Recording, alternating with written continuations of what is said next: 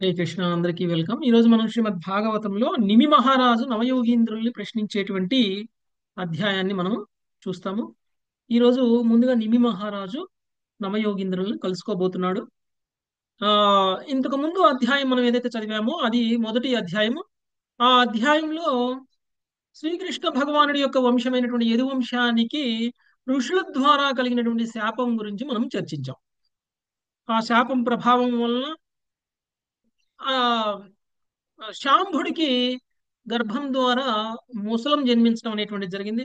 ఆ ముసలాన్ని తీసుకొని వాళ్ళు చూర్ణం చేసి సముద్రంలో పడేస్తే ఆ చూర్ణం చేసినటువంటి చూర్ణం అంతా కూడా ఆ సముద్రపు ఒడ్డున చేరి ఒక తుంగ మొక్కలుగా మొలడం అనేటువంటిది జరిగింది. ఏదైతే చూర్ణం కానటువంటి ముక్క ఏదైతే మిగిలిపోయిందో దాన్ని ఒక చేప తింటే ఆ చేపలు పట్టేటువంటి జాలరి అయినటువంటి జర అనేటువంటి వ్యక్తికి అది దొరకటం, అందులో దొరికినటువంటి ఆ లోహాన్ని తీసుకుని తన బాణానికి ముళ్ళుగా ఆయన తయారు చేసుకోవడం అనేటువంటిది జరిగింది. ఇదంతా కూడా యదువంశ నాశనానికి శ్రీకృష్ణ భగవానుడు రచించినటువంటి లీల. సో ఇప్పుడు యదువంశ నాశనం ఎలా జరుగుతుంది అనేటువంటి దానికి మనం ఈ స్కందం చివరిలో చూడబోతున్నాము. దానికి ఒక పునాది అంటే ఏ విధంగా ఆ పరిస్థితులు ఏర్పడ్డాయి, ఎందుకు యదువంశ నాశనానికి శాపం ద్వారా ఎందుకు నాశనం అయింది అనేటువంటి విషయాన్ని మనం ముందు ఆ, మొదటి అధ్యాయంలో చూసాం. ఇక నెక్స్ట్ రాబోయేటువంటి ఆ 5 అధ్యాయాలు కూడా చాలా ఇంపార్టెంట్. మనందరికీ కూడా భాగవత ధర్మం గురించి తెలియచేసేటువంటి కొన్ని ప్రశ్నలు నిమి మహారాజు అడిగితే నవయోగీంద్రులని, నవయోగీంద్రులు ఎవరండి? భరత మహారాజు సోదరులు, వృషభదేవుడి పుత్రులు. ఉం? వృషభదేవుడి పుత్రుల్లో కొంతమంది సాధువులు కూడా ఉన్నారు, కొంతమంది క్షత్రియులు అయితే కొంతమంది సాధువులు కూడా ఉన్నారు. ఆ నవయోగీంద్రులని వీళ్ళు కలుసుకోవడం అనేటువంటిది జరిగింది. నవయోగీంద్రులని నిమి మహారాజు కలిస్తే ఇప్పుడు ఆ చర్చ 11వ స్కందంలో ఎందుకు చెప్పాల్సి వచ్చింది అనేటువంటిది, ఆ వృత్తాంతం ఏమిటి అనేటువంటిది మనం ఈరోజు చూద్దాము. సో ముందుగా మనం మొదటి శ్లోకం నుంచి డీటెయిల్ గా స్టార్ట్ చేద్దాం. మాతాజీ మంగతాయారు మాతాజీ, హరే కృష్ణ.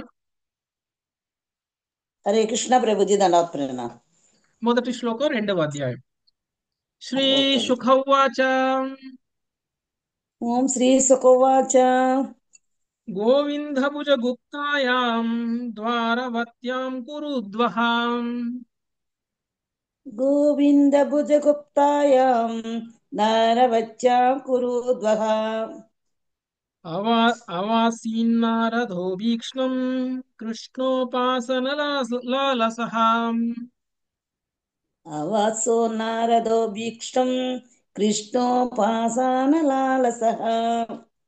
సుఖదేవ గోస్వామి పలికెను, ఓ కురుశ్రేష్ఠ, కృష్ణార్జునులలో నెలకొనిడి పరమాశక్తితో నారదముని గోవిందుని భుజబల శక్తితమగు ద్వారకయందే కొంతకాలం వసించి ఉండెను. భాష్యము ప్రభుపాదుల వారికి ఇదే. ఈ స్కందములోని 2వ అధ్యాయములో భక్తితో విచారణ కావించినట్టి వసుదేవునకు నారదమునిచే భాగవత ధర్మము లేదా విశుద్ధ కృష్ణ భక్తి వివరించబడినది. నిమి జామయంతేయుల సంవాదమును నారదముని అచ్చట ఉదహరించి ఉండెను. లోక వ్యవహారమును విచారించుట వివిధ లీలల కొరకు శ్రీకృష్ణునిచే తరచుగా అటూ పంపబడినను నారదముని తిరిగి ద్వారకకే వచ్చి వసించుచుండెనని అవికృష్టం అను పదము సూచించినని జీవగోస్వామి పలికిని. శ్రీకృష్ణునికి అతి చేరువలో ఉండి అతనిని సేవించవలనని నారదుడు పరమాసక్తితో ఉండినని కృష్ణోపాస నలాలస అను పదము సూచించును. దక్షశాప కారణమన నారదుడు నిరంతరము ఒకే చాట వసింపజాలకుండెను. అయినను శ్రీధర స్వామి నతాస్యాం సాంపదేహ ప్రభావ ద్వారకయందు సాపాదుల వంటి దుష్టశక్తుల ప్రభావము లేకుండానని పలికిరి. ఏలయైనా ద్వారక దేవదేవుని ధామమని మరియు గోవింద భుజగుప్తాయం అను పదసమూహముచే చెప్పబడినట్లది అతను భుజబలముచే నిత్యరక్షితమై ఉండెను. మాయ యొక్క సామ్రాజ్యములో బద్ధజీవులు జన్మముచ్చు జరావ్యాధుల వంటి క్రూరమహో ప్రకృతి నియమములతో సంఘర్షణ సలుపుచుందరు. కానీ వారు భాగ్యవశమున భగవంతుని నగరిలో అనగా ద్వారకా లేదా మధుర లేదా బృందావనంలో ప్రవేశించి శ్రీకృష్ణ భగవాన్ని సర్వశక్తిపూర్ణ భుజరక్షణతో జీవించినచో అనంత దివ్యానంద జీవితం అనుభవించగలరు. అట్టి జీవితము నిత్యమైనది, భగవంతు నిజ సాంగత్యములో గడుపుటకు ఉద్దేశించబడినది. హరే కృష్ణ ప్రభుజీ, హరే ధన్యవాదాలు. కృష్ణ. గోవింద భుజ గుప్తాయాం ద్వారవత్యాం కురుద్వహ. ఈ శాపం జరిగిన తరువాత కూడా శ్రీకృష్ణ భగవానుడితో కలిసి యదువంశీయులు కొంతకాలం పాటు ద్వారకలో ఉన్నారు. వాళ్ళందరినీ శ్రీకృష్ణ భగవానుడు రక్షిస్తూనే ఉన్నారు. అది ఈ శ్లోకం యొక్క మీనింగ్. సో కృష్ణుడి యొక్క రక్షణలో ఉన్నటువంటి యదువంశాన్ని ఎవరు ఏమీ నాశనం చేయలేరు. కృష్ణుడు కోరుకున్నారు కాబట్టి ఈ శాపం. తరువాత ఇక్కడ ఒక వృత్తాంతం అనేటువంటిది జరిగింది. ఎందుకు నిమి మహారాజు నవయోగీంద్రులను కలుసుకునేటువంటి చర్చ ఇక్కడ చెప్పవలసి వచ్చింది అని అంటే, నారదుడు ద్వారకు వచ్చారు. ఆయన దగ్గరికి వసుదేవుడు వెళ్ళారు. స్వయంగా భగవంతుడే తన పుత్రుడుగా ఆవిర్భవించి ఉన్నా కానీ ఆయన భగవంతుడి పట్ల భక్తి ఉండాల్సిన భావంలో కృష్ణుడి పట్ల ఆయన లేరు. కొడుకులా చూసుకుంటున్నారు ఆయన్ని. అందుకనే ముక్తి మార్గానికి అవసరమైనటువంటి భక్తి నేను చేయలేకపోతున్నాను అని బాధపడ్డారు. నేను అంత శుద్ధ భక్తుని కాదు అని ఫీల్ అయ్యారు. కానీ నారదుడు ఏమనుకుంటున్నారు? ఉల్ట్, స్వయంగా భగవంతుడిని పుత్రుడిగా పొందిన వాడికంటే అదృష్టవంతులు ఉత్తమ భక్తుడు ఎవరైనా ఉంటారా? ఎంతో అర్హత ఉంటేనే స్వయంగా భగవంతుడే ఆయనకి పుత్రుడిగా తన ఇంట్లోనే ఉంటారు.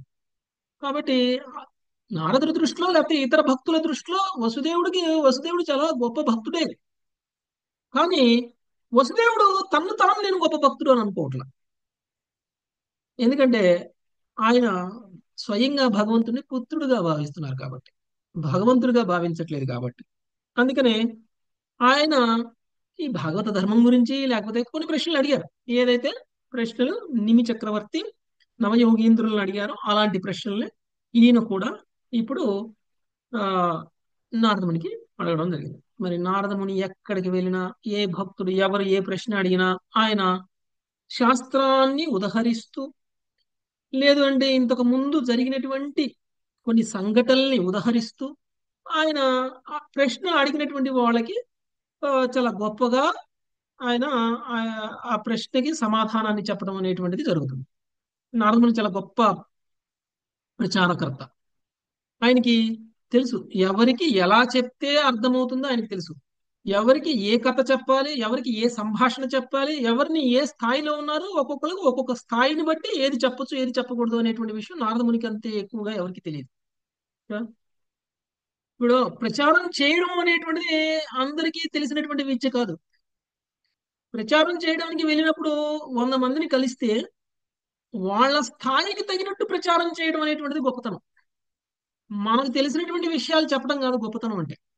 మనకి ఏం తెలిస్తే అది చెప్పడం కాదు గొప్పతనం అంటే. ఇప్పుడు ఇవాళనే ఎవరైనా వచ్చారనుకోండి క్లాస్లోకి, మొట్టమొదటిసారి క్లాస్లోకి వచ్చారు. మీరు 16 మాలలు రేపటి నుంచి చేయండి అంటే వాళ్ళు రెండో రోజు వస్తారా? రారు. ప్రభుజీ. మేమందరం 16 చేస్తున్నాం, మీరు ఎందుకు చేయకూడదు మాతాజీ అని అంటే,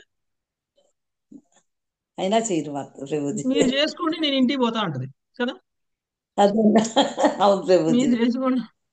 అందుకనే వాళ్ళకి ముందు కన్విక్షన్ అంటే ఎవరు ఏ స్థాయిలో ఉన్నారో ఆ స్థాయికి అనుగుణంగా వాళ్ళు ఏమి యాక్సెప్ట్ చేస్తారో అలా మనం చెప్పాలి. ఇది ప్రచారం యొక్క గొప్పతనం. ఓకే, నమ్మకం లేని వాడికి ఏం చెప్పినా వినడం.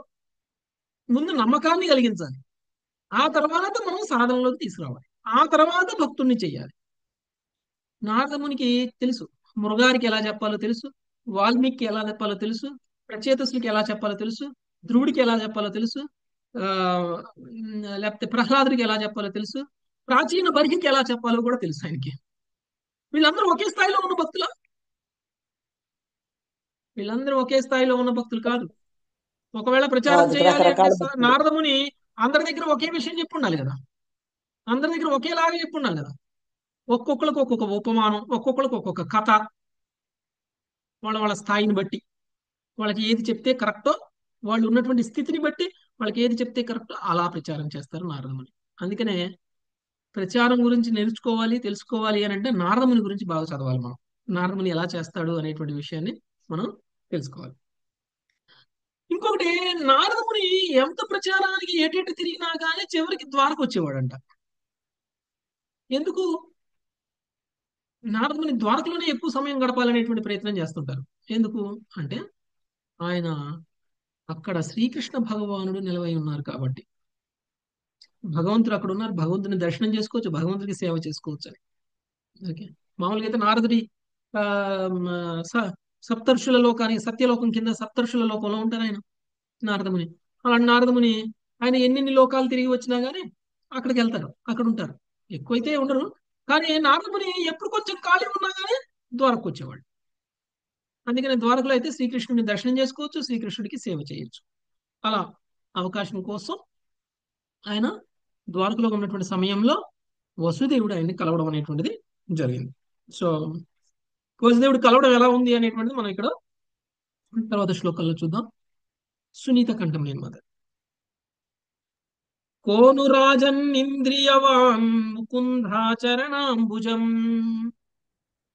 మోదురాజన్నింద్రియవాన్ ముకుంద చరణాంబుజం నభజేత్ సర్వతో మృత్యుర్ ఉపాస్యామరోత్తమై. నభజేత్ సర్వతో మృత్యుః ఉపాస్యామరోత్తమైః. భావము. రాజా, భౌతిక జగత్తులో బద్ధ జీవులు జీవితమునందలి ప్రతి అడుగులో మృత్యువును ఎదుర్కొనుచుందురు. కనుక మహాముక్తాత్ములకైనను ఆరాధనీయుడగు ముకుందుని పాదపద్మములను బద్ధ జీవులలో ఎవడు సేవింపకుండును. భాష్యము. ఇంద్రియవాన్ అనే పదము ఈ శ్లోకములో ప్రధానమైనది. ఇంద్రియములను కలిగిన వాడని దాని అర్థము. మనము ఈ భౌతిక జగత్తులో బంధించబడినప్పటికీ భగవత్ కరుణచే నేత్రములు, కర్ణములు, జిహ్వ, నాసిక, త్వక్కు వంటి విభిన్న ఇంద్రియములను కలిగినట్టు మానవ దేహము మన కోసగబడినది. సాధారణంగా బద్ధజీవులు ఇంద్రియములను ప్రకృతిని స్వలాభమునకు వినియోగించే యత్నములో ఉపయోగించెదరు. కానీ మన ఇంద్రియములు, ఇంద్రియార్థములు తాత్కాలికమైనవి. మాయచే వసగబడినట్టి తాత్కాలిక ఇంద్రియార్థములతో మన తాత్కాలిక ఇంద్రియములను సంతుష్టిపరచడి యత్నములో శాంతిని పడేయట గాని సుఖమును పడేయట గాని అసాధ్యము. యథార్థమునకు భౌతికేంద్రియములను సంతృప్తి పరచుటకు మనం కావించడి తీవ్రముగా ప్రయాస అనివార్యముగా విపరీత ఫలమునే అనగా క్లేశమునే కలగజేయగలదు. పురుషుడు స్త్రీ పట్ల ఆకర్షితుడగును. కామోద్దీపితుడై అతడు ఆమెను వివాహం చేసుకునేనంతనే కుటుంబం తయారగును. దానికి ఎల్లప్పుడూ పోషణం అవసరమగును. ఈ ప్రకారం అతని నిష్కపట సరళ జీవనము పరిసమాప్తమై జీవితంలో అధిక శాతము అతడు కుటుంబ పోషణకు గాడిద చాకిరీ చేయుచుండును. మనుజుడు తన జీవితాంతము అలసిపోయేడి పని చేసినప్పటికీ అతని కుటుంబము తుదకు అసంతృప్తులే అయి ఉందురనియు, అలసిన అతడు వృద్ధాప్యమును పొందినప్పుడు చిరాకు పడేటి కుటుంబ సభ్యులు అతనిని ముసలిది, పనికిరానిది అయిన ఎద్దును రైతులు చూసినట్లుగా చూసేదరనియు భాగవతమునందలి తృతీయ స్కందములో కపిల భగవానుడు అత్యంత స్పష్టంగా వివరించినాడు. ఒకప్పుడు పుత్రులు తమ తండ్రి ఆస్తి వారసత్వముగా లభించునని కలలు గనుచు అతడు మరణించవలనని కోరుకొనుచుందురు. నేటి కాలమున జనులు వృద్ధులైన తల్లిదండ్రులు పోషించుటకు ఆగ్రహం వ్యక్తపరచుచు వారిని ఏదో ఒక సంస్థకు పంపివేయుదురు. తమ నామమాత్ర ప్రియ వ్యక్తుల కొరకు జీవితాంతం కష్టపడిన ఆ తల్లిదండ్రులు అచ్చట ఒంటరిగా దిక్కులేని చావుకు గురియగుచుందురు. ఇంగ్లాండ్ లో ఒక డాక్టర్ పనిచేయజాలనట్టి వృద్ధులకై అనాయాస మరణమును గట్టిగా ప్రతిపాదించుతున్నాడు. నేటి కాలమున కొందరు ఇంద్రియ భోగమును కోరినను కుటుంబ జీవనం అనేది ఇబ్బందిని తొలగించుకున్నట్టుకు వివాహ ప్రసక్తి లేకుండా స్త్రీలతో స్వేచ్ఛాయుతమైన మైథున భోగమునకు యత్నింతురు. కుటుంబ నియంత్రణము, గర్భస్రావముల ద్వారా వారు పిల్లలను పెంచే కష్టమును తొలగించుకొనేద్దరు. ఈ ప్రకారం ఎటువంటి అవరోధము లేకుండా ఇంద్రియ భోగమును అనుభవించవచ్చునని వారు ఆశపడుదురు. అయినను అట్టి వ్యక్తులు భగవంతుని పట్ల తమ నిజమైన ధర్మమును నెరవేర్చకపోవట చేత తమ ఇంద్రియ భోగమును వృద్ధి చేసుకొనుటకు విచక్షణారహితంగా ఇతరులను హింసించి వారికి కష్టమును కలిగజేయట చేత ప్రకృతి నియమములచే పాపపు వలయములో చిక్కుబడుదురు. పాపకార్య వలలో చిక్కుబడిన వారు విశుద్ధ చేతనము నుండి మరింత వైదొలిగి క్రమముగా ప్రకృతి నియమములను అర్థం చేసుకునే శక్తిని పూర్తిగా కోల్పోవుదురు. కనుకనే ఇచ్చట సర్వతో మృత్యుహ అని చెప్పబడింది. మృత్యుహ అనగా మరణము. ధీమా కలిగిన ఇంద్రియ భోగులకు ఉలికిపాటును కలిగించుచు మృత్యు అకస్మాత్తుగా ఎదురై వారి నామమాత్ర భౌతిక సుఖ ప్రణాళికను నశింపజేయును. సర్వసాధారణంగా అట్టి వ్యక్తులు ఘోరమైన రోగములో పాల్పడి మృత్యువుతో అంతమందుడు ఊహించరాని కష్టమును అనుభవితురు. ఎవడైనా శ్రేయోభిలాషి ఈ యథార్థములను వారికి చెప్పి సత్య దర్శనము చేయించినచో వెంటనే వారి కృత్తులే అతనిని నిరాశావాది అని లేదా మత ఛాందసుడని తిట్టిపోయేదురు. ఈ ప్రకారం ప్రకృతి నియమములు వారిని తప్పనిసరిగా చావకొట్టి వారి ఊహాలోకాల నుండి బయటకు ఈడ్వనంత వరకు ఆ ప్రకృతి నియమములను వారి ఎంత మాత్రము పట్టించుకొనరు. అధికంగా పాపమును మూటగొట్టుకొనిన కారణమున వారు కర్మ నియమానుసారము గొప్ప క్లేశ పరిస్థితుల్లోనికి బలవంతంగా నెట్టబడుదురు. నీచ జాతుల్లోనికి పతనము చెందుచు వారు భౌతికేంద్రియములకు పరముగా నుండి విషయమును గురించిన ఎరుకను పూర్తిగా కోల్పోదురు. ఒక్కొక్కప్పుడు జీవుడు ఇంద్రియ భోగం యొక్క దయనీయమైన ఫలమును ఎరుగగలుగుచుండును. భౌతిక జీవనం యొక్క బాధలచే క్లేశములచే ఉద్విగ్నుడై ఎటువంటి ఉన్నత జీవనమును ఎరగని వాడే అప్పుడు అతడు భౌతిక బౌద్ధ తత్వమును స్వీకరించి నామమాత్ర శూన్యవాదమును ఆశ్రయించును. కానీ భగవత్ రాజ్యములో నిజమునకు శూన్యత లేనే లేదు. శూన్యమందు లీనముగా కోరిక భౌతిక వేదనకు చేసేది ప్రతిక్రియ మాత్రమే. అది భగవంతుడి గురించిన వాస్తవమైన భావన కానే కాదు. ఉదాహరణకు నా కాలిలో సహింపరాని నొప్పి కలిగి ఆ నొప్పి నయం కానిచో చివరకు ఆ కాలును తొలగించడానికి నేను ఒప్పుకోవచ్చును. కానీ నొప్పిని తొలగించుకుని కాలును ఉంచుకోవడం అనేది ఎంతో ఉత్తమమైనది. అట్లే మిథ్యాహంకారం వల్ల మనము నేనే సర్వస్వము, నేను చాలా ముఖ్యమైన వ్యక్తిని, నాకన్నను తెలివి గలవాడు లేడు అని తలుచుచుందుము. ఈ రీతిగా తలుచుచు మనము నిరంతరం కష్టమును అనుభవించుచు తీవ్రముగా ఆందోళనకు గురియగుదుము. కానీ మనము శ్రీకృష్ణుని తుచ్చమైన నిత్య సేవకులమని అంగీకరించడం ద్వారా మిథ్యాహంకారం పరిశుద్ధమై అది మనకు గొప్ప సుఖమును కలుగజేయగలదు. వైకుంఠనాథుడకు శ్రీకృష్ణుడు సర్వదా దివ్యానందరతుడై ఉండును. యథార్థమునకు శ్రీకృష్ణుడు సర్వానంద నిధి. భౌతిక భోగరతులైన జనులు సర్వతోగత మృత్యువు యొక్క నియమములచే బద్ధులై ఉందురు. కానీ దానికి బదులు మనము దేవదేవుని సేవించినచో వెంటనే అతని లాదిని శక్తితో జతకూడెదము. భగవంతుని ప్రామాణిక ప్రతినిధి అయిన గురుదేవుని నిర్దేశములో మనము శ్రీకృష్ణ భగవానుని సేవించినచో శీఘ్రమే భౌతిక క్లేశముల నుండి బయటపడగలము. అప్పుడు మనము దేని కొరకు తాపత్రయపడక ఆ దేవదేవుని సేవలో అనంతమైనట్టి ఆధ్యాత్మిక ఆనందమును పొందగలము. విశ్వమునందుని ప్రతి లోకములోనూ జన్మ మృత్యువులు కలుగునని కూడా సర్వతో మృత్యు అనే పదం సూచించును. భౌతిక జగత్తులో ఎచ్చోటను నిత్య జీవితం లేదు కనుక మన నామమాత్ర రోదసయాత్ర విశ్వచేతనము వంటివి కేవలం వృధాయే.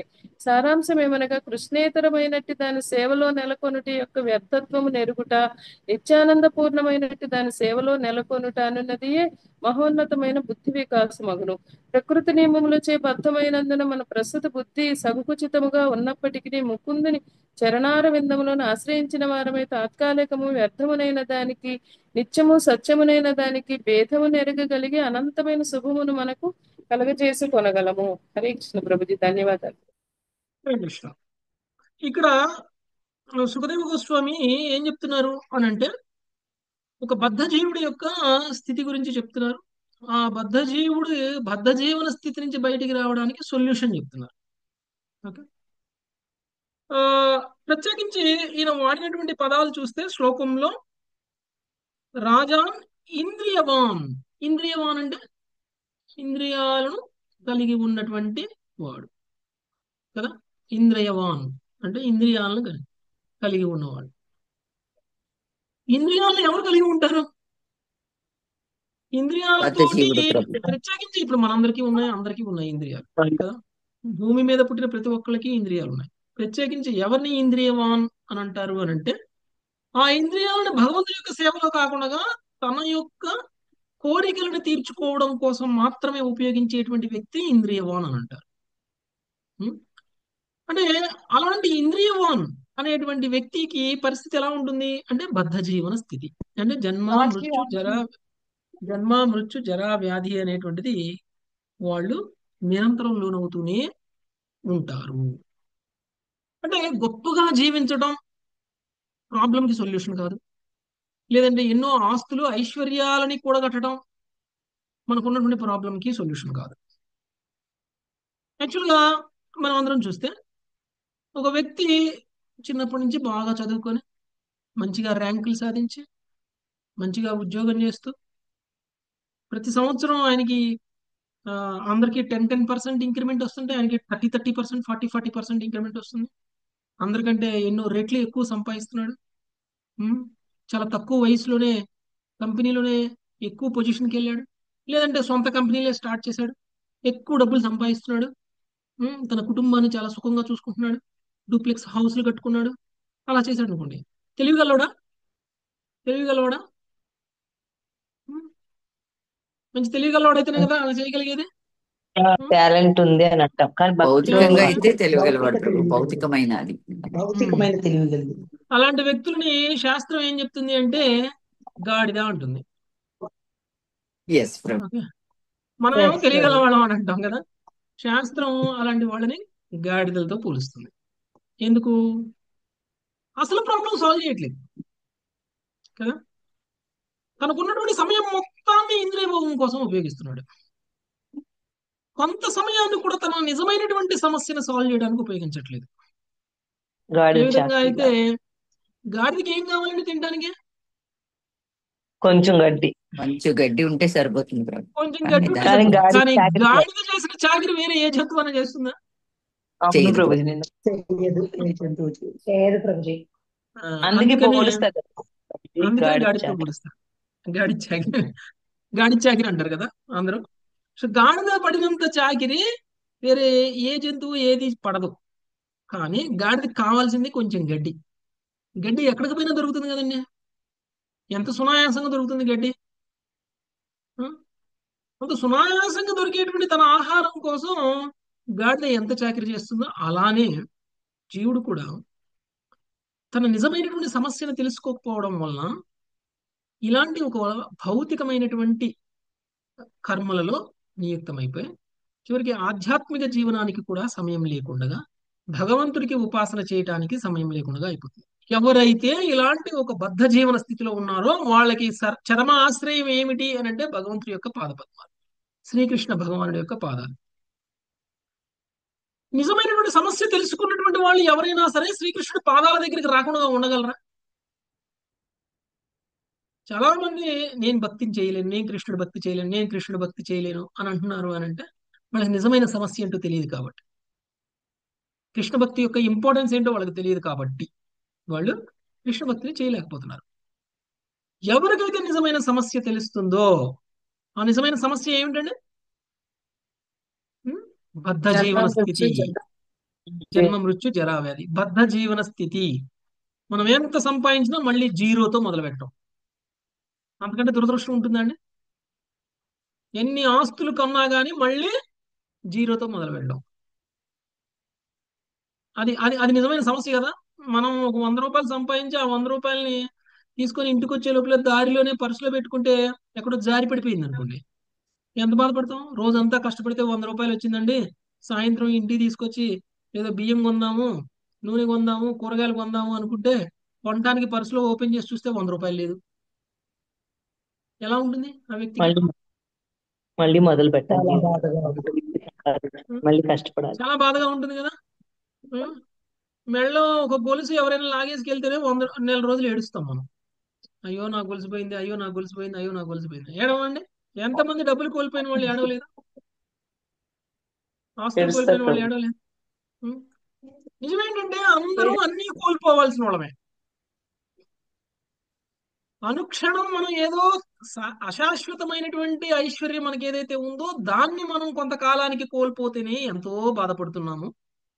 మనకి భగవంతుడు ఇచ్చిన దాంట్లో ఏ కొంచెము కోల్పోయాము అని సంతోషపట్టాల. మనం కోల్పోయిన ఆ కొంచెం గురించి ఎంతో బాధపడుతున్నాం. నిజానికి 100% మనం ఏదైతే సంపాదించామో అది మొత్తం కోల్పోతాం. కోల్పోయినటువంటి మనము ఆ బాధలోనే మరణిస్తాం. తిరిగి మళ్ళీ మనము జీరో నుంచి స్టార్ట్ చేసి మళ్ళీ మొదలు పెడతాం మన జీవన విధానం. మరణించిన తర్వాత మొత్తం పోతుంది, మళ్ళీ పుట్టిన తర్వాత మళ్ళీ మొత్తం సాధించాలి, డిగ్రీలతో సహా. డిగ్రీలు చదవాలి, ఉద్యోగాలు సంపాదించాలి, ఆస్తులు సంపాదించాలి. పోయేదే ఇది అని తెలిస్తే ఎవరైనా సంపాదిస్తారా? ఎవరైనా తెచ్చిపెట్టుకుంటారా? ఇది పోయేదే అని తెలిస్తే ఎవరైనా తెచ్చిపెట్టుకుంటారా? పెట్టుకోరు రే- ప్రభు. ఇది పోతుంది, ఇది నా దగ్గర ఉండదు, రేపొద్దున ఇది పోయేదే అని తెలిస్తే దాని మీద వ్యామోహం మనం పెంచుకుంటామా? పోయేది అని తెలియక మనం వ్యామోహం పెంచుకుంటాం. దానికోసం శాశ్వతమైనటువంటి లాభాన్ని పక్కన పెట్టేస్తాం. శాశ్వతమైనటువంటి లాభాన్ని గురించి కూడా మనం ఆలోచించట్లేదు. ఎవరికైతే ఈ ఈ యొక్క రహస్యం తెలుస్తుందో, ఎవరైతే నేను ఇలాంటి సమస్యలో ఉన్నాను అని తెలుసుకుంటాడో వాడు తెలియగలవాడు. కోట్లు కోట్లు సంపాదించేవాడు కాదు తెలియగలవాడు. ఉం? వాణ్ణి మనిషితో పోలుస్తారు. నిజమైనటువంటి సమస్యని తెలుసుకొని సమస్యకి పరిష్కారం కోసం పనిచేసేటువంటి వ్యక్తి నిజమైనటువంటి తెలియగలవాడు. ఆ వ్యక్తి మాత్రమే మనిషిగా మనం గుర్తించాలి. లేదు అంటే గాడిద గాడిదతో సమానం. గాడిదతో గాడిదతో గుర్తించాలి. అది అందుకనే కృష్ణ భక్తి అనేటువంటిది చాలా చాలా ఇంపార్టెంట్. ఎందుకు ఇది చెప్తున్నారు అంటే ఈ బద్ధ జీవన స్థితి నుంచి బయటికి రావడం కోసం వసుదేవుడు కూడా బాధపడుతున్నాడు. రాబోయే శ్లోకాల్లో వసుదేవుడికి అలాంటి స్థితి వచ్చి వసుదేవుడు నారదని అడగడం. ఓకే, సో కాబట్టి ముందు వైకుంఠవాసుడైనటువంటి శ్రీకృష్ణ భగవానుణ్ణి ఎప్పుడైతే మనము పాదాలను ఆశ్రయిస్తామో అప్పుడు మన సమస్యకి పరిష్కారం తీరుతుంది. ప్రాబ్లం ఏంటంటే మన సమస్య ఏంటో మనకు తెలియకపోవడమే. అందుకనే మనము సమస్యనే తెలుసుకోనటువంటి మనము సొల్యూషన్ ఎందుకు తెలుస్తుంది మనకి? సమస్య తెలియకపోతే సొల్యూషన్ తెలుస్తుందా? తెలియదు. సమస్య తెలియకపోవడం వల్ల మనము సొల్యూషన్ వైపుకి వెళ్ళలేకపోతున్నాం. ఓకే, నెక్స్ట్ 3వ శ్లోకం. లక్ష్మీ ఆత్మగురుమత. తమేకదా తు దేవర్షిం వసుదేవో గృహాగతం తమేకదా తు దేవర్షిం వసుదేవో గృహాతరం అర్చితం సుఖమాసీనం అభివాద్యేదమబ్రవీత్. అర్చితం సుఖమాసీనం మభివాదేన మబ్రవీత్. ఒకనాడు దేవర్షి నారదుడు వసుదేవుని గృహమునకు అర్థించెను.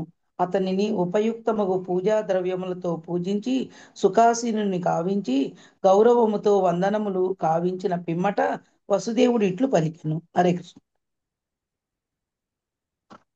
ఓకే, సో వసుదేవుడి దగ్గరికి నారదుడు వచ్చారు. మామూలుగానే శ్రీకృష్ణ భగవానుడు కూడా ఇంతకు ముందు నారదుడు వస్తే ఎలా అయితే గౌరవించి, ఎలా అయితే సుఖాసీనుని చేసి, ఎలా అయితే ఆ కుశల ప్రశ్నలను అడిగారో ఆ విధంగానే వసుదేవుడు కూడా అడిగారు కదా. ఎందుకంటే వాళ్ళందరూ కూడా గొప్ప కుటుంబం. ఒక బ్రాహ్మణుడి ఇంటికి వస్తే ఎలాంటి అతిథి మర్యాదలు చేయాలో వాళ్ళకి తెలుసు. అలానే చేశారు. ఓకే, వసుదేవుడు ఆయన్ని కూడా పూజించారు, సుఖాసీనుని చేశారు, వందనాలను తెలియచేశారు. ఆ తర్వాత మాట్లాడుతున్నారు.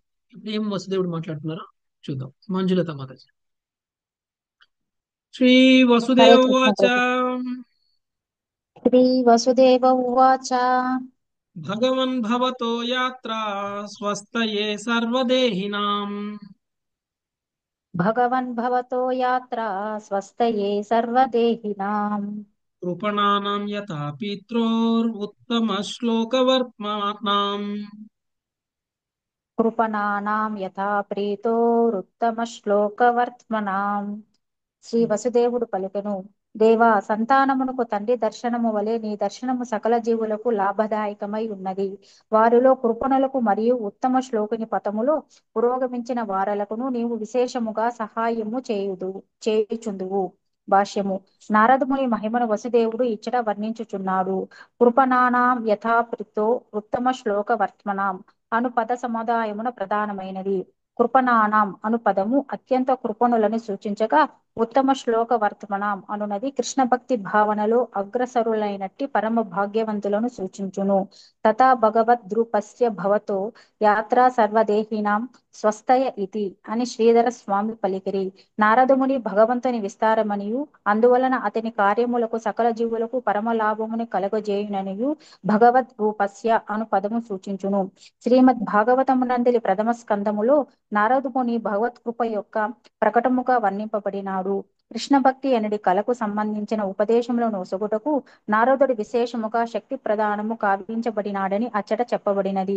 ప్రస్తుత జీవితము అనవసరముగా కలతపరచక ఏ విధముగా ప్రస్తుత కర్మలకు కృష్ణ భక్తితో జోడించవచ్చునో బద్ధజీవులకు ఉపదేశించుటలో నారదముని విశేషముగా సమర్థుడు.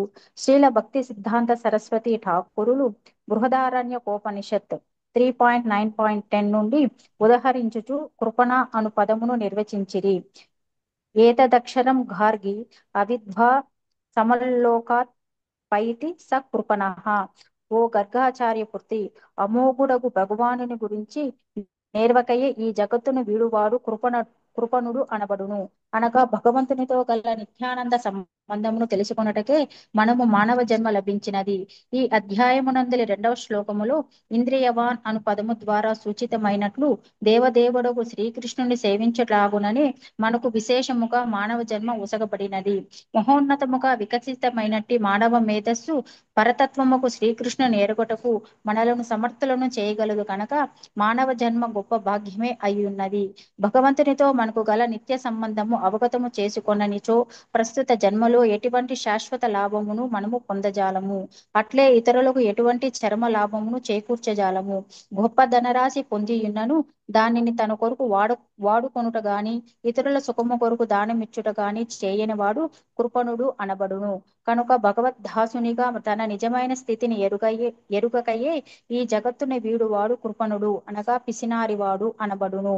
కృష్ణ భక్తిలో నారదముని ఎంతటి శక్తి సంపన్నుడనగా కృపాళువగు తండ్రి క్లేశకరమైన పీడకల నుండి తన పుత్రుని మేల్కొలిపెడి చందమున పరమ పిసినారులైనను అతడు వారి మోహము నుండి ఉద్ధరించగలడని ఈ శ్లోకము తెలుపుచున్నది. మన ప్రస్తుత లౌకిక జీవనము క్లేశకర్తమైన స్వప్నము వంటిది. దాని నుండి నారదముని వంటి మహాత్ములు మనలను మేల్కొల్పగలరు. నారదముని ఎంతటి మహాశక్తి సంపన్నుడనగా కృష్ణ భక్తి యోగములో అదివరకే అగ్రస్తులైన వారును అతని ఉపదేశ శ్రవణముచే తను ఆధ్యాత్మిక స్థితి గొప్పగా వృద్ధి చేసుకొనగలరు. అటువంటి ఉపదేశములే ఈ ఏకాదశ స్కందములో ఒసగబడునున్నవి. కనుక శ్రీ నారదుడు సకల జీవులకు గురువు, తండ్రినై ఉన్నాడు. ఈ జీవులందరూ ఆదిలో భగవద్భక్తులే అయినను ప్రస్తుతము మానవులు జంతువులు మున్నగు భౌతిక దేహములలో భౌతిక జగత్తును కృత్రిమముగా భోగించుటకు యత్నించుచున్నారు. హరే కృష్ణ ప్రభుజీ, ధన్యవాదాలు. హరే కృష్ణ. సో వసుదేవుడు నారదుని కలిశారు. ఇది ఒక గొప్ప సన్నివేశం, ఒక గొప్ప సందర్భం. శుద్ధ భక్తుడైనటువంటి నారదుడిని కలిసేటువంటి అవకాశం రావడము అనేటువంటిది చాలా అరుదైనటువంటి అవకాశం. మనం అందరం అనుకోవచ్చు, ఏముందిలేండి మనం చాలా మందిని కలుస్తున్నాం, అలానే మేము కూడా చాలా మంది భక్తులను కూడా కలుస్తున్నాము, అందులో ఏముంది విశేషము అని అనుకుంటాం. నిజానికి ఒక భక్తుడి యొక్క సాంగత్యం ఒక క్షణం పాటు మనకు దొరికిందన్నా కానీ దానికి మనం ఎన్నో జన్మల్లో ఏదో పుణ్యం చేసుకుని ఉంటేనే దొరుకుతుంది. అది అందరికీ దొరకదు. అది చాలా మందికి దొరికినా దాన్ని సద్వినియోగం చేసుకోవడం చేతగాని వాళ్ళు చాలా మంది ఉన్నారు, సద్వినియోగం చేసుకోగలిగిన వాళ్ళు చాలా ఉన్నారు. కానీ ఎవరి జీవితంలోకైనా ఎవరైనా సరే ఒక భక్తుడు వచ్చారు అని అంటే అది భక్తుడి అదృష్టం కాదు, అది మన అదృష్టం. ప్రత్యేకించి నారదుడు లాంటి ఒక శుద్ధ భక్తుడు, అలాంటి వ్యక్తి ఎవరింటికి వెళ్ళినా కానీ నారదుణ్ణి ఒక తండ్రి స్థానంలో చూడొచ్చు. ఎందుకంటే గురువు ఆధ్యాత్మిక తండ్రి. ఓకే, గురువు మనకి తండ్రి, అందుకనే గురువు మనకి పేరు పెడతారు. తండ్రి కూడా మనకి పేరు పెడతారు కదా పుట్టినప్పుడు. తండ్రి పుట్టినప్పుడు మనకి పేరు ఎలా పెడతారో గురువు కూడా దీక్ష ఇచ్చినప్పుడు మనకి పేరు పెడతారు. గురువు కూడా దీక్ష ఇచ్చినప్పుడు మనకి పేరు పెడతారు. అది ఇంకొక జన్మది, మనకి ద్విజులం అవుతాం అన్నమాట. ద్విజులం అవుతాం దీక్ష తీసుకున్నప్పుడు, రెండవ జన్మ ఎత్తినట్టు. అందుకని ఎప్పుడైతే మనము మన గురువుని తండ్రిగా భావించడం మొదలు పెడతామో అప్పుడు ఆధ్యాత్మిక జీవితం అనేటువంటిది నిజంగా మొదలైనట్లు. తండ్రి యొక్క గోత్రం కూడా మనకు వస్తుంది. ఓకే, అంటే మనం ఎప్పుడైతే దీక్ష తీసుకుంటామో మనము మన గోత్రం కూడా మారిపోతుంది. అందరిది అచ్యుత గోత్రం అంటారు కదా. కృష్ణ భక్తులందరిది అచ్యుత గోత్రం. కృష్ణ భక్తులందరిది అచ్యుత గోత్రం. అది కూడా మన గౌడీయ వైష్ణవ పరంపరలో ఉన్నటువంటి వాళ్ళు. ఓకే, అంటే ఒక తండ్రి స్థానంలో ఉన్నటువంటి వ్యక్తి పుత్రుడు తప్పుదారిలో పోతూ ఉంటే సరి చేస్తారు కదండి. అలాంటి ఒక వ్యక్తి అంటే నారదుడు లాంటి ఒక శుద్ధ భక్తుడు ఎవరి జీవితంలోకి వచ్చినా కానీ అది కృపణుడైనా సరే శుద్ధ భక్తుడైనా సరే లాభమే కలుగుతుంది. నారదుడి వల్ల మనకే లాభం కానీ అంటే శుద్ధ భక్తుల వల్ల మనకే లాభం కానీ మన వల్ల ఏదో శుద్ధ భక్తులు లాభపడుతున్నారు అని మనం అనుకున్నాము అని అంటే మనం చాలా భ్రమలో ఉన్నట్లు.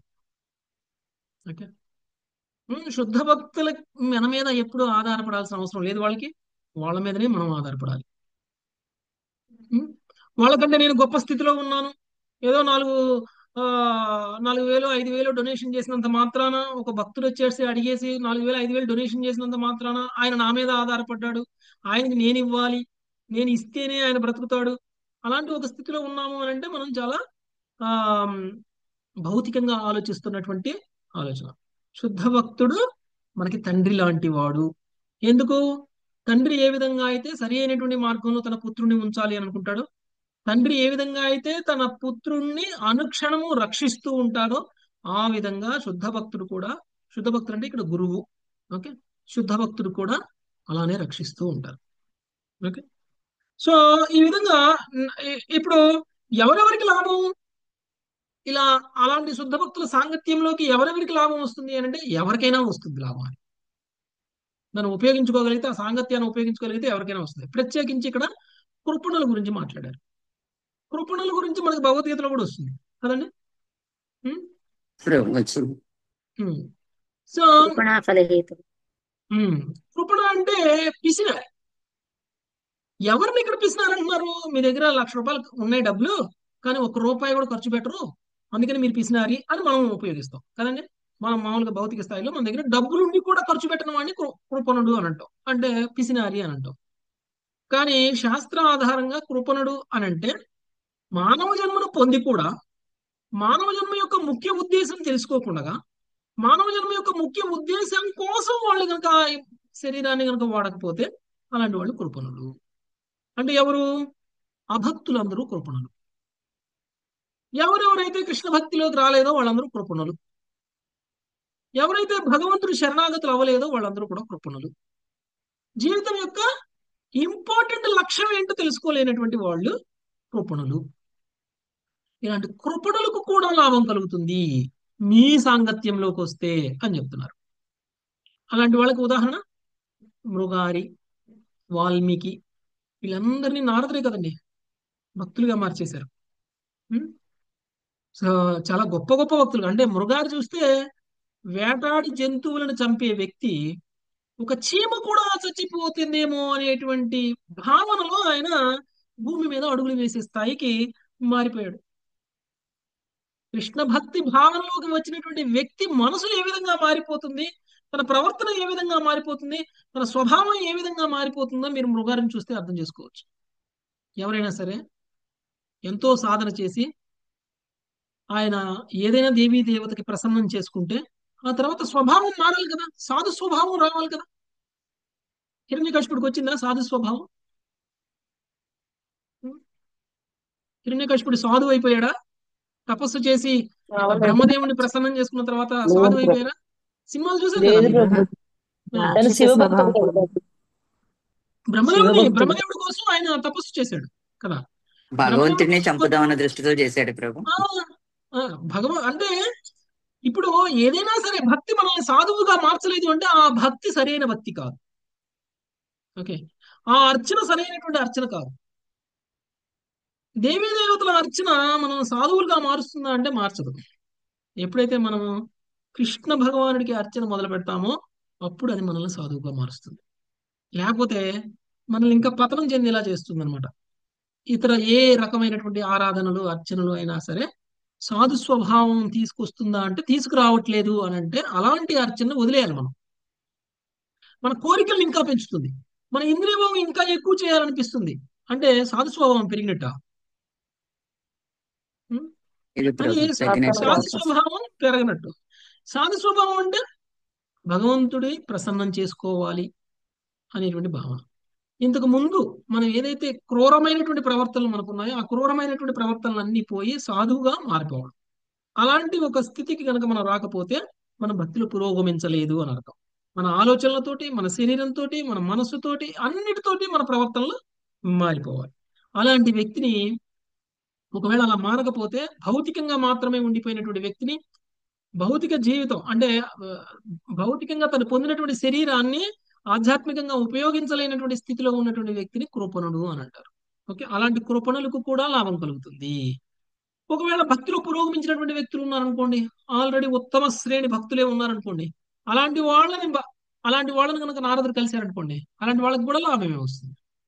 ఉం? ఎందుకంటే నారదుడు శుద్ధ భక్తుడికి సేవ చేసినటువంటి వ్యక్తులకి ఏమవుతుందండి? భగవద్ ధామ ప్రాప్తి అవుతుంది. శుద్ధ భక్తుడికి సేవ చేస్తే భగవంతుడికి సేవ చేసిన దాంతో సమానమే. శుద్ధ భక్తుడి సాంగత్యంలో శుద్ధ భక్తుడి సేవ చేయడం కోసం అందరూ కూడా ఆ ఎదురు చూస్తూ ఉంటారు. దాని విలువ తెలిసినటువంటి వ్యక్తి శుద్ధ భక్తుడిని ఆహ్వానిస్తారు, శుద్ధ భక్తుడికి సేవలు చేస్తారు. అలాంటి వ్యక్తులకి ఆ భాగ్యం దొరికింది అని అంటే దాన్ని ఉపయోగించుకుంటారు. అది భక్తిలో పురోగమించడానికి సహాయపడుతుంది. శుద్ధ భక్తులు మన ఇంటికి వస్తే సినిమా స్టోరీ మాట్లాడతారా? ఏం మాట్లాడతారు? భగవంతుడి తత్వం గురించి భగవంతుడి గురించి మాట్లాడతారు. మాట్లాడతారు. కృష్ణ కథ చెప్తారు కదా, కృష్ణ కథ చెప్పి వెళ్తారు. మీ ఇంటికి శుద్ధ భక్తులు వచ్చారంటే కూర్చోబెట్టి కృష్ణ కథ చెప్పి వెళ్తారు. అది మంచిదా కదా? అది మనల్ని ఆధ్యాత్మికంగా పురోగమిస్తుందా లేదా? మనకి తెలియనటువంటి భగవంతుడికి సంబంధించినటువంటి తత్వాన్ని మనకి తెలియచేసి మనకి భగవంతుడికి దగ్గర చేస్తాడు కదా. అందుకోసం శుద్ధ భక్తుల యొక్క సాంగత్యం అనేటువంటిది చాలా చాలా ఇంపార్టెంట్. ఆ విషయం తెలిసినటువంటి వ్యక్తి వసుదేవుడు. శుద్ధ భక్తుల యొక్క సాంగత్యం యొక్క ప్రాముఖ్యత తెలిసినటువంటి వ్యక్తి వసుదేవుడు. అందుకనే ఆయన్ని అర్చించాడు, ఆయనకి వందనాలు తెలియచేశాడు, ఆయనకి సేవ చేశాడు, తర్వాత ఆయనకి సుఖాసీనుని చేశారు, తర్వాత ఆయన్ని కీర్తిస్తున్నారు. నీలాంటి వాళ్ళ సాంగత్యం మాకు ఎలాంటి లాభం అనేటువంటి చెప్తున్నారు. నెక్స్ట్ 5వ శ్లోకం లతా మాతాజ.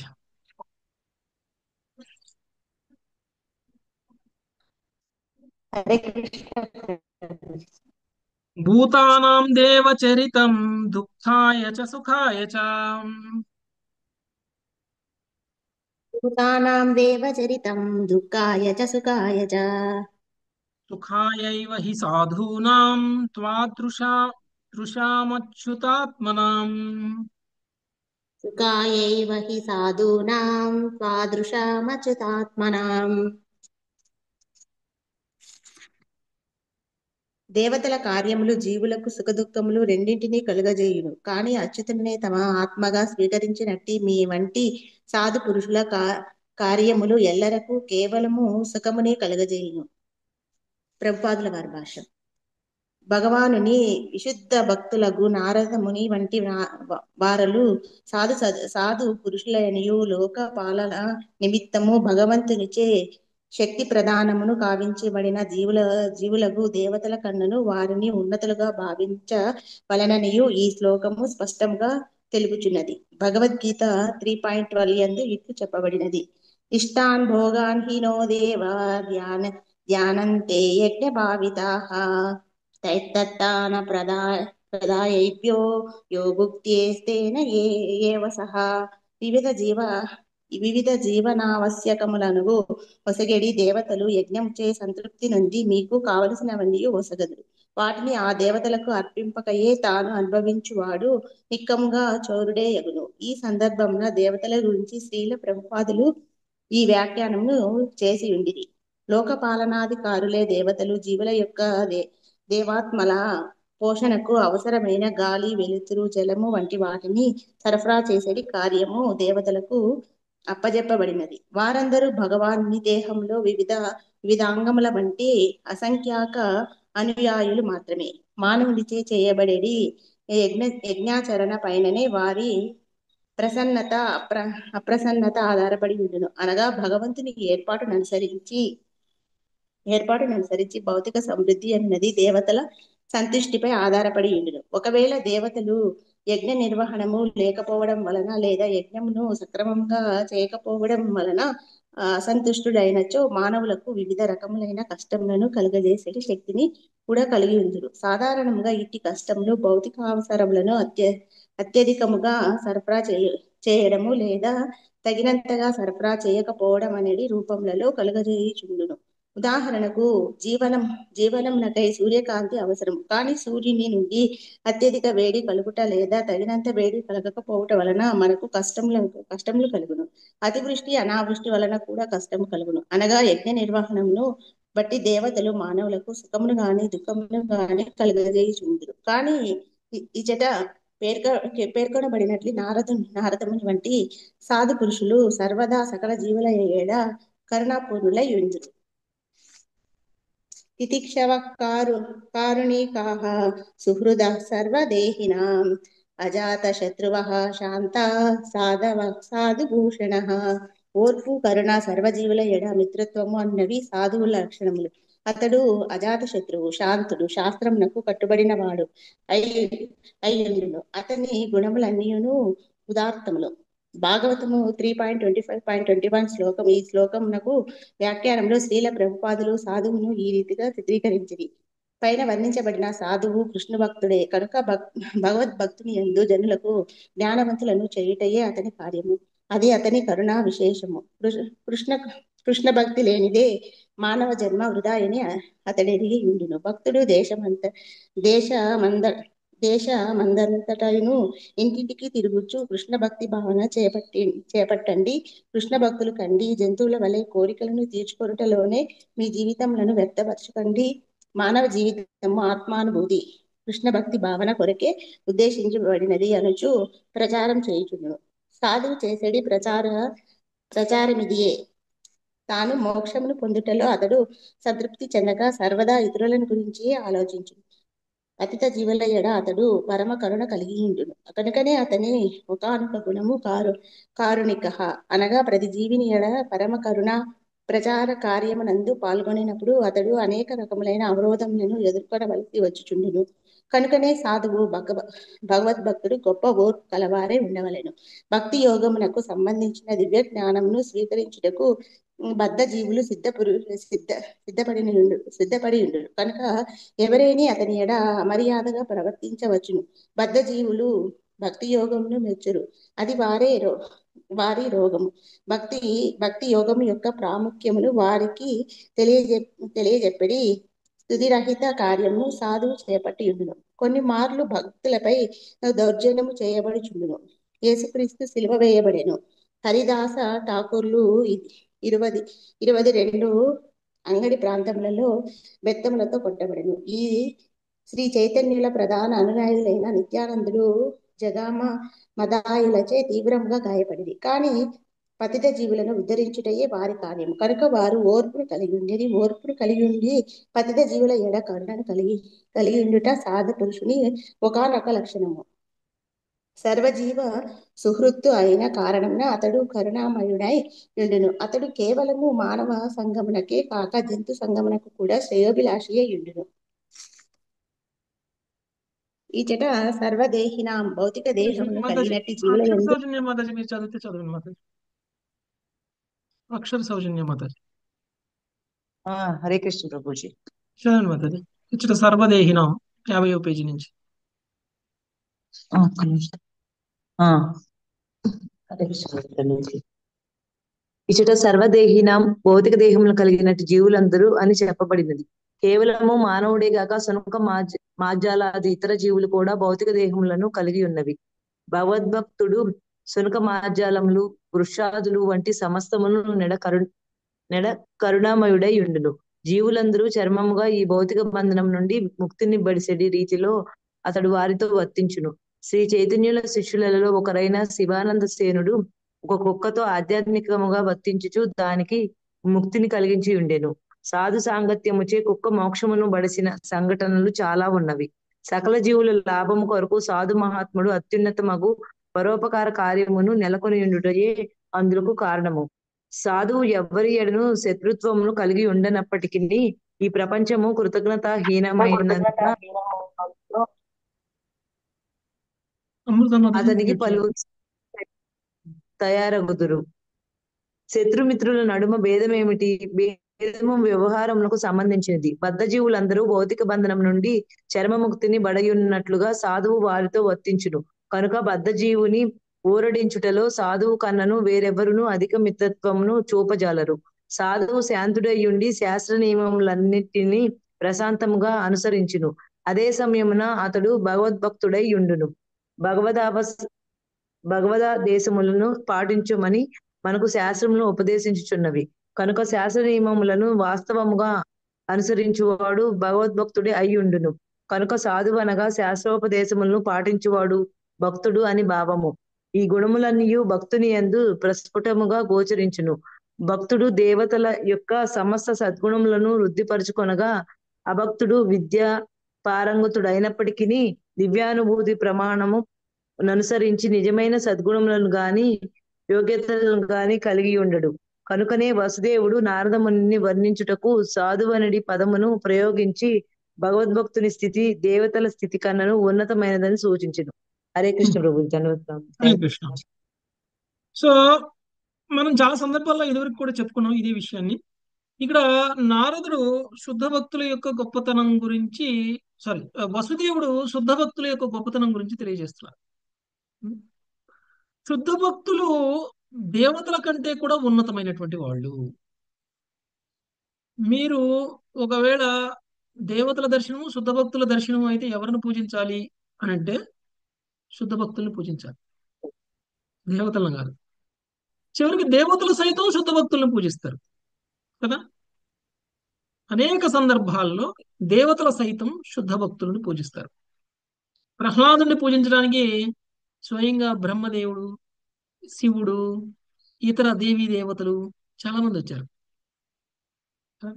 వీళ్ళందరూ నరసింహస్వామి దగ్గరికి వెళ్ళడానికి కూడా భయపడ్డారు, కానీ ప్రహ్లాదుడు వెళ్ళారు నరసింహస్వామి దగ్గరికి. నరసింహస్వామి అంత ఉగ్ర రూపంలో ఉన్నా కానీ ప్రహ్లాదుడు మాత్రం భయపడలేదు. శుద్ధ భక్తి స్థాయి అనేటువంటిది అలా ఉంటుందన్నమాట. అలాగే ఈ శుద్ధ భక్తులు ఎందుకు అంత గొప్పవాళ్ళు దేవతల కంటే? ఎందుకు గొప్పవాళ్ళు అని అంటే వాళ్ళు వాళ్ళ జీవితాన్నే త్యాగం చేస్తారు. ఎందుకు? వాళ్ళ సుఖాల కోసమా, వాళ్ళ కుటుంబ సుఖాల కోసమా? కాదు. సమాజంలో ఉన్నటువంటి ప్రతి బద్ధ జీవుణ్ణి కూడా భక్తుడుగా మార్చటం కోసం వాళ్ళు వాళ్ళ జీవితాలనే త్యాగం చేస్తారు. ఉదాహరణకి మన ప్రభుపాదుల వారిని తీసుకోండి. ప్రభుపాదుల వారు ఒక సన్యాసి. సన్యాసికి ఏం కావాలండి? అది కూడా గౌడ్య వైష్ణవ సాంప్రదాయంలో సన్యాసి. ఏ గౌడ్య మఠంలోకి వెళ్ళిపోతే వాళ్లే భోజనాలు ఏర్పాటు చేస్తారు, వాళ్లే రూమ్ ఇస్తారు, ఉండడానికి పడుకోవడానికి తినడానికి అన్ని ఏర్పాట్లు వాళ్ళు చేస్తారు. గౌడ్య వైష్ణవ సాంప్రదాయంలో ఉన్నటువంటి ఒక సన్యాసికి భోజనం గురించి ఆలోచించాల్సిన అవసరం లేదు. సుఖంగా ఆయనకి కావాల్సిన అన్ని ఏర్పాట్లు జరుగుతాయి. ఆయనకు ఒక రూమ్ కూడా ఇస్తారు సన్యాసులకి. ఆయన చక్కగా ఆయన రూమ్ లో కూర్చుంటే బృందావనంలో ఆయనకి గౌడ్య మఠంలో ఆయనకి ఒక వసతి ఏర్పాటు చేశారు. ఆయన రూమ్ లో కూర్చుంటే కిటికీలో నుంచి బయటకు చూస్తే యమునా నది కనిపిస్తుంది. యమునా నది వీధుల మొత్తం కూడా, యమునా నది ఒడ్డున మొత్తం కూడా చాలా మందిరాలు ఉన్నాయి. చాలా మంది భక్తులు కనిపిస్తారు. చల్లటి యమునా నది మీద నుంచి వస్తున్నటువంటి గాలిని ఆస్వాదిస్తూ తను సన్యాసిగా సుఖమైనటువంటి జీవితాన్ని బృందావనంలో గడపడానికి అవకాశం ఉంది. అంతేకాదు భక్తుల సాంగత్యం. ఆయన రోడ్డు మీదకి వస్తే ఎక్కడ చూసినా గుడి గంటలు వినపడతాయి కదండి. బృందావనంలో ఏ రోడ్డుకి వెళ్ళినా కానీ 20-30 గుళ్ళు ఉంటాయి. ఏ రోడ్డుకి వెళ్ళినా 20-30 గుళ్ళు ఉంటాయి. అంటే రోడ్డు మీద వెళ్తే గుడి గంట వినపడని గుడి రోడ్డు అంటూ ఉండదు. అన్ని రోడ్ల మీద కూడా అనేక మందిరాలు ఉన్నాయి. అంతకంటే ఆనందకరమైనటువంటి విషయం ఏంటంటే ప్రభుపాదుల వారికి. కానీ అలాంటి సుఖాన్ని అనుభవించారు ఆయన? అనుభవించలేదు. ఆయన ఏం చేశారు? ఆ వయసులో కూడా తనకున్నటువంటి సుఖాన్ని వదిలేసి, ఒక సన్యాసిగా తను పొందగలిగినటువంటి అన్ని సుఖాలని సౌకర్యాలని వదిలేసి ప్రభుపాదుల వారు అమెరికా వెళ్ళారు. కొన్ని అమెరికా వెళ్తే సుఖమైన జీవితం ఉందా ఇక్కడ కంటే ఎక్కువ అంటే? రోడ్ల మీద పడుకున్నటువంటి రోజులు కూడా ఉన్నాయి, పార్కుల్లో పడుకున్నటువంటి రోజులు కూడా ఉన్నాయి. ఆయన ఎవరింట్లో తల దాచుకోవడానికి, ఆయనకి పబ్లిక్ టాయిలెట్లోకి వెళ్ళి ఆయన స్నానం చేసి వచ్చిన రోజులు కూడా ఉన్నాయి ప్రభుపాదుల వారు. మనం పబ్లిక్ టాయిలెట్లోకి యూజ్ చేయడానికే మనకి ఇష్టపడం కదా. అలాంటిది ప్రభుపాదుల వారికి గత్యంతరం లేదు, అక్కడికి వెళ్ళి స్నానం చేసి వచ్చేవాళ్ళు. అలా రోడ్ల మీద తిరిగినటువంటి రోజులు కూడా ఉన్నాయి. ఇది సుఖమైనటువంటి జీవితం. ఎందుకు తిరిగారు ఆయన? ఆయన సంతోషం కోసం తిరిగారా? ఆయన సుఖం కోసం తిరిగారా? ఆ రోజు అలా తిరగబట్టి కొన్ని లక్షల మందిలో ఇప్పుడు కృష్ణ భక్తులుగా ఉన్నారు ఇస్కాన్ సంస్థలు. 108 మందిరాలను స్థాపించారు. ఒక్కొక్క మందిరం కనెక్ట్ అయ్యి ఎన్ని సెంటర్స్ ఉన్నాయి, మళ్ళీ ఎంతమంది భక్తుల్ని తయారు చేశారు ఆయన. ఇంతమంది జీవితాలని మార్చిండు అంటే ఆయన శుద్ధ భక్తుడు దేవతల కంటే గొప్పవాడా కాదా? ఖచ్చితంగా. ఏ దేవత చేయలేనటువంటి పని చేశారు. అందుకని దేవతలతో కూడా పూజ్యనీయుడు ప్రభుపాదుల వారు. శుద్ధ భక్తులు దేవతలతో కూడా పూజ్యనీయులు. అందుకని నారదుడు దేవతల కోవలకు రారు, ఆయన శుద్ధ భక్తుడు. దేవతలందరూ ఏం చేస్తారండి? లోకపాలకులు. ఒక బద్ధ జీవుడు భౌతికమైనటువంటి కోరికలతో వాళ్ళ దగ్గరకు వస్తే భౌతికమైనటువంటి కోరికలను తీర్చి ఇంకా పతనం చెందేలాగా ఇంకా ఇంద్రియ భోగం చేసేటువంటి పరిస్థితి ఇస్తారు. ఇది మనకి మేలు చేస్తున్నట్ల ఒక శుద్ధ భక్తుడు మనల్ని భక్తులుగా మార్చి మనకి భౌతికమైనటువంటి ఆ జీవితం నుంచి ఆధ్యాత్మికమైనటువంటి జీవితం వైపు తీసుకువెళ్ళేటువంటి ఆధ్యాత్మిక లోకానికి తీసుకువెళ్ళేటువంటి శుద్ధ భక్తుడు మనకు మేలు చేస్తున్నట్ట, దేవతలు మేలు చేస్తున్నట్ట, భక్తులు శుద్ధ మేలు భక్తులు చేస్తున్నట్ట. మేలు చేస్తారు ఉన్నతిని కోరుకుంటారు. ప్రచారం చేస్తూ ఉద్ధరిస్తుంది. శుద్ధ భక్తులు మన జీవితాలను ఉద్ధరిస్తున్నారు. దేవతల కంటే ఎక్కువ సహాయం చేస్తున్నారు. దేవతల కంటే ఎక్కువ మనకున్నటువంటి ఆ భౌతిక రోగం నుంచి బయటపడేస్తున్నారు. అందుకని వాళ్ళకి ఏమైనా ఏమీ కష్టాలు రావట్లేదు అంటే కష్టాలు వస్తున్నాయి. గురు మహారాజు మన జయపతాక స్వామి మహారాజుకి ఎలాంటి పరిస్థితి ఏర్పడింది ఇప్పుడు? దానికి కారణం ఏంటి? ఎవరో ఒక ఆయన వచ్చి కత్తి పెట్టి పీక మీద కోసేశారు. ఎందుకు కోసేశారు? ఏమీ చేయలేదు ఆయన. ఆయన మానానికి ఆయన భక్తి చేసుకుంటున్నారు.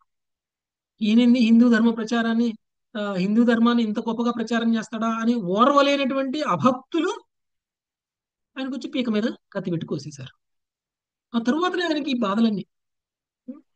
ఎన్ని కష్టాలని కూడా అనుభవించైనా సరే మనల్ని భక్తులుగా మారుతారు. ఈ రోజుకి జయపతాక స్వామి మహారాజు వీల్ చైర్ లో ఉండి కూడా ఆయన ప్రచారం చేస్తారు. ప్రభుజీ అది ఎప్పుడు జరిగింది ప్రభుజీ?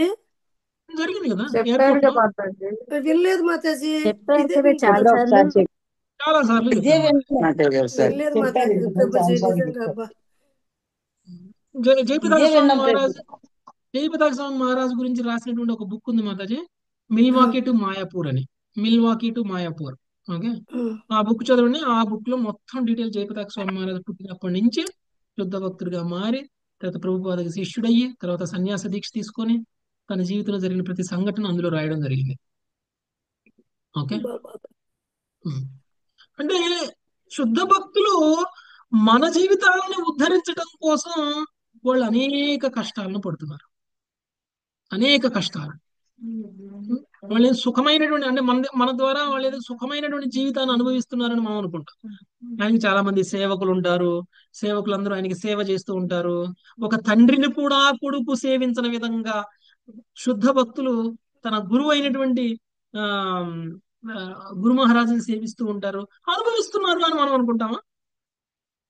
ఇన్ని కష్టాలు పడుతున్నారు కదండి. ఇవాళ రేపు తండ్రి ఆరోగ్యంగా లేకపోతే ఎంతమంది పుత్రులు చూస్తున్నారండి? లేదా వృద్ధాశ్రమంలో పడేస్తున్నారు ఎంతమంది? వృద్ధాశ్రమంలో పడుతున్నారు. ఎవరు చూస్తున్నారు ప్రభుజీ? ఎవరు మంది అలాగే ఉన్నారు. పట్టించుకుంటున్నారు? ఆయన ఆస్తులు ఆయన ఐశ్వర్యాలు ఇచ్చినంత కాలం ఆయనతోటి మంచిగా ఉంటారు. ఎప్పుడైతే ఆయన ఇచ్చేసేసారో ఇంకా ఆయన చూసే వాళ్ళు కూడా ఉండరు. తీసుకెళ్లి ఎక్కడో వృద్ధాశ్రమంలో పడేస్తారు. సేవ చేసేటువంటి వాళ్ళు ఎవరు లేరు కదా. కానీ అదే కనుక ఆధ్యాత్మికమైనటువంటి ఫాదర్ ఎవరైతే ఉన్నారో ఆయన నిజమైనటువంటి. అందుకనే మనకి ఆధ్యాత్మిక తండ్రి ఎవరైతే ఉన్నారో ఆయన నిజమైనటువంటి తండ్రి. అలాంటి తండ్రికి సేవ చేయడము అనేటువంటిది మనకి చాలా భాగ్యం. మనం ఆధ్యాత్మికంగా పురోగమిస్తాం. కృష్ణుడు చెప్పారు కదా భగవద్గీతలో.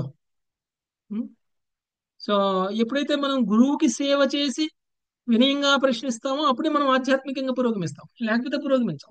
గురువుకి మనం సేవ చేసేది ఏంటి అని అంటే తద్విద్ధి ప్రణిపాతేన పరిప్రశ్నేన సేవయ.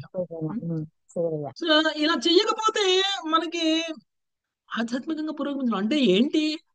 భక్తి అంటే గురువుకి సేవ చేయటమే. భక్తి అంటే గురువు చెప్పినటువంటి మార్గంలో మనం సాధన చేయడమే భక్తి అంటే. గురువు లేకుండా నేను అది చేస్తాను, ఇది చేస్తాను, ఆ భక్తి చేస్తాను, ఈ భక్తి చేస్తాను, నేను చాలా గొప్పగా ప్రచారం చేస్తానంటే, గురువే లేనటువంటి మనకి ప్రచారం చేసేటువంటి హక్కే లేదు కదండి. గురువు పొందకుండా ప్రచారం చేయడము అనేటువంటిది పరంపరలో లేకుండా మనం ప్రచారం చేయగలమా? ఉం? చెయ్యలేం ప్రభు. ఎలక్ట్రిసిటీ సాధ్యం బోర్డులో కాదు. ఫీజు అసాధ్యం ప్రభుజీ, పీకేసి సాధ్యమే కాదు. ఎలక్ట్రిసిటీ సాధ్యం బోర్డులో కాదు ఫీజు ప్రభుజీ. పీకేసి బయట ఫీజు పీకేసి ఇంట్లో లైట్ వెలగాలంటే వెలిగిద్దా? ఎన్ని స్విచ్లు ఉన్నాయి, ఎన్ని ఎలగదు వైర్లు ఉన్నాయి, ఎన్ని ఎలాగో లైట్లు ఉన్నాయి? ఎలగదు ప్రభుజీ. కాబట్టి ఆ కనెక్షన్ ఉండాలి. కనెక్షన్ లేకుండా మనకి శక్తి ఉండదు, సామర్థ్యం ఉండదు, మనకి కరుణ కూడా ఉండదు. గురువు మన నోటి ద్వారా మాట్లాడరు. ఓకే, కాబట్టి గురువుని పొందడం అనేటువంటిది ఆధ్యాత్మికంగా పురోగమించడంలో మొదటి మెట్టు. గురువుని పొందిన వాడి జీవితం వృధా అయిపోతుంది. ఓకే, కాబట్టి వృధా చేసుకోకుండా తెలివిగా ఆధ్యాత్మికంగా కూడా మన శరీరాన్ని ఉపయోగించాలి. అలానే గురువుని పొందిన వాళ్ళందరూ కూడా భౌతికంగా మొత్తం కోల్పోయి సన్యాసుల్లా మారిపోయారు అని కూడా అనుకోవద్దు. ఉం? చాలా మంది భక్తులు కూడా చాలా ఐశ్వర్యంతో సుఖంగా సంతోషంగా ఉంటున్నారు. ఎలా ఉంటున్నారు మరి? ఉం? ఇప్పుడు మనకి అంబరీష్ ప్రభు, ఇప్పుడు ప్రస్తుతం ఆయన వెంటిలేటర్ లో ఉన్నారు. ఆయన ఆరోగ్యం బాగాలేదు, ఐసీయూలో ఉన్నారు. అంబరీష్ ప్రభు అంటే ఎవరండి? ప్రభుపాద ఫోర్డ్ శిష్యుడు. Company car. కాదు కోటు. ఇప్పుడు ఆల్రెడీ ఫోర్డ్ కంపెనీ అయిపోయినాయి సార్. మాయాపూర్ టెంపుల్ కన్స్ట్రక్షన్ కి 50% ఆయనే ఇచ్చారు. ఓకే, దగ్గరుండి ఆయనే మాయాపూర్ టెంపుల్ నిర్వహణ మొత్తం చూస్తున్నారు. ఉం? అలాంటి ఒక శుద్ధ భక్తుడు.